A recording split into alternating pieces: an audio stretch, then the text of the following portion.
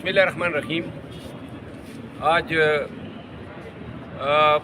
अपने ख़िलाफ़ दायर करदा जो दहशतगर्दी के मुकदमात हैं वो चैलेंज किए थे। मैंने इस्लामाबाद हाई कोर्ट में मैडम समन रिफ़त साहिबा की अदालत में आज मुकर्रर थे और फाजिल अदालत ने जो है पुलिस और FIA की जुज़वी रिपोर्टें यहाँ भी प्रेजेंट हुई है और अब जो है चंद दिनों में ये केस दोबारा टेकअप किया जाएगा।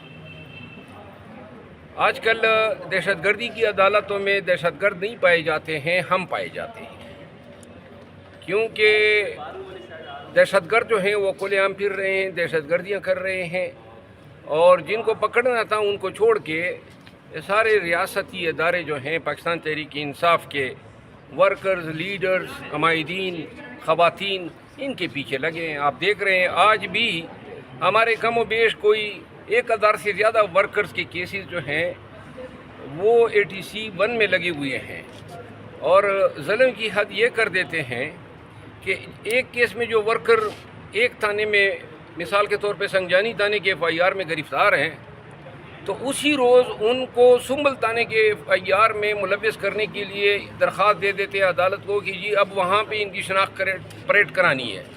शनाख्त परेड के नाम पे AC या मजिस्ट्रेट जो हैं वो 15-20 दिन की तारीख दे देता है।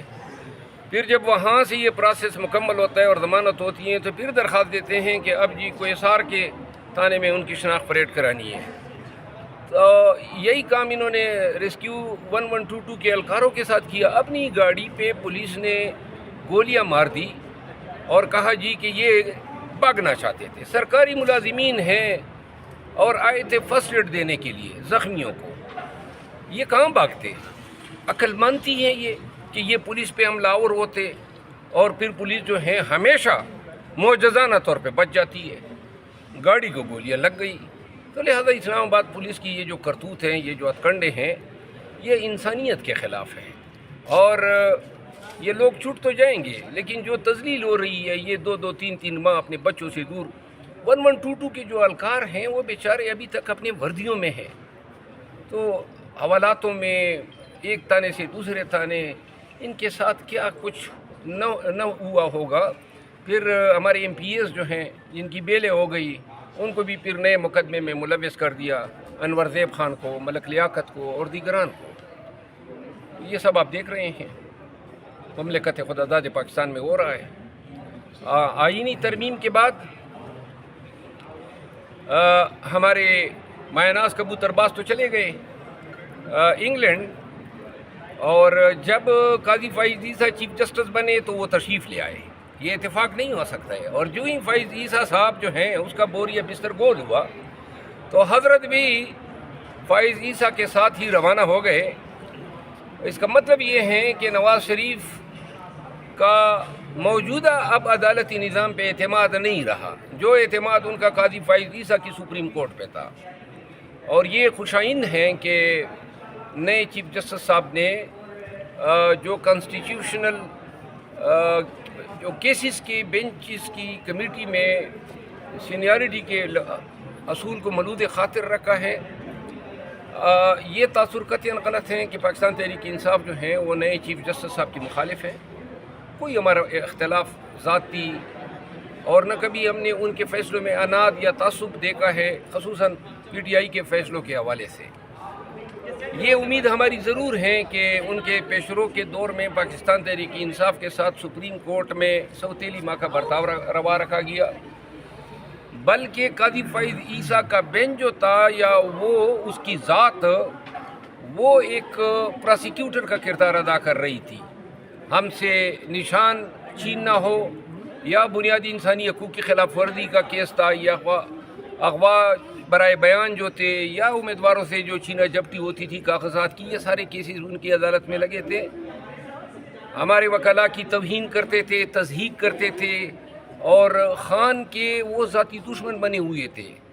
किसी अखलाकियात और इंसाफ किसी मुरव्वज असूल के तहत वो किसी ऐसे केस में बैठ ही नहीं सकते थे जो ख़ान से रिलेटेड हो या PTI से रिलेटेड हो। सुप्रीम कोर्ट के 5 रुकनी बेंच ने जस्टिस गुलजार की सरबराही में फ़ैसला दिया था कि काजी फ़ाइज़ ईसा ऐसे किसी बेंच का हिस्सा नहीं बनेगा, लेकिन काजी फ़ाइज़ ईसा کو نہ سپریم کورٹ کا احترام ملوث خاطر تھا، نہ سپریم کورٹ کے فیصلوں کا وہ، اور ابھی 8 ممبر بینچ جو لارجر بینچ ہے اس کے فیصلے کی تصدیق انہوں نے کس طرح کی ہے؟ لہذا ایک نفسیاتی بیمار تھا، اور وہ جب گیا ہے تو اس کے اہل خانہ، بچوں اور ان کی جو ٹرولنگ ہوئی ہے، میں ہمیشہ ٹرولنگ کا مخالف رہا ہوں، لیکن اس کی ٹرولنگ پہ یا اس کے ساتھ جو رویہ برتا گیا ہے اس پہ مجھے دلی سکون ہوا ہے۔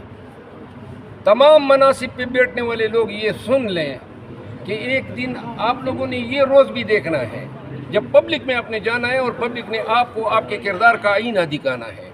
لہذا ایسے لوگ جو ہیں وہ ایسے ہی رویے کے حقدار ہیں، ان کی پبلک میں ہر جگہ پہ ان کو آئینہ دکھانا چاہیے تاکہ یہ لوگ جب مناصب پہ ہو تو ظلم نہ کریں، ان کو نظر آئے کہ اور لوگوں کے ساتھ بھی ریٹائرمنٹ کے بعد کیا ہوا تھا۔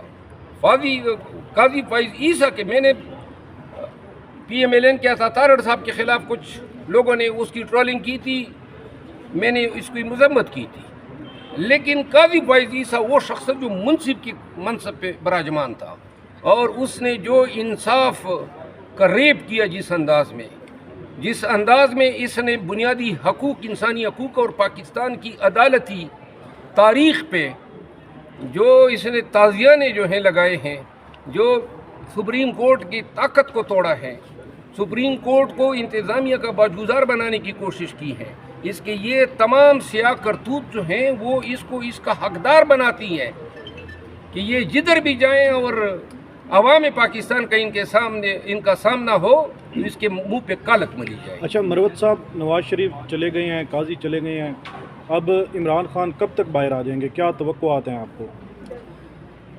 نواز شریف تو گیا نہیں ہے، وہ تو میرے خیال میں کوئی ٹورنامنٹ ہے کبوتر بازی کا، اس میں شرکت کے لیے گئے ہیں۔ ابھی بھی نظام جو ہے وہ نواز شریف کی زبان کے تابع ہیں۔ یہ جتنے بھی بیٹھے ہوئے ہیں، چاہے اسمبلی میں ہو، حکومت میں ہو، تمام ادارے اس کی جنبش آبرو کے اشارے کے منتظر ہیں۔ لہذا شاید وہ کسی وقت پہ اپنے آپ کو وزیر اعظم نہ بنانے پہ کوئی اظہار ناراضگی ظاہر کر دے، لیکن ہم نہیں سمجھتے ہیں کہ یہ چھوٹا سا جو تغیر ہوا ہے، ہاں البتہ ایک امید ہماری پیدا ہوئی ہے، جو تیزی سے گرتی ہوئی ساکھ تھی عدلیہ کی، وہ شاید اب یہ ساکھ مزید گرنا تھم جائے۔ یہ جو ٹریبیونل میں سویلین کا مقدمہ ہے جو تقریباً سال ہوا ہے اور نہیں لگ رہا ہے، وہ مقرر ہو جائے، اور سپریم کورٹ کا جو کورٹ نمبر 1 جو ناانصافی کا منبع بنا ہوا تھا، وہ اب انشاءاللہ انصاف کی ایک نوید دے گا۔ میرا خیال یہ ہے، جو میں نے ایک بات کہی تھی کہ مین پروپوزز گاڈ ڈسپوزز، وہ لوگ جو یہ سمجھتے تھے کہ منصور علی شاہ کو ہٹا کے کسی اور جج صاحب کو یا پھر جو موجودہ چیف جسٹس صاحب ہیں ان کو لانے سے شاید ان کے کوئی مقاصد پورے ہوں گے۔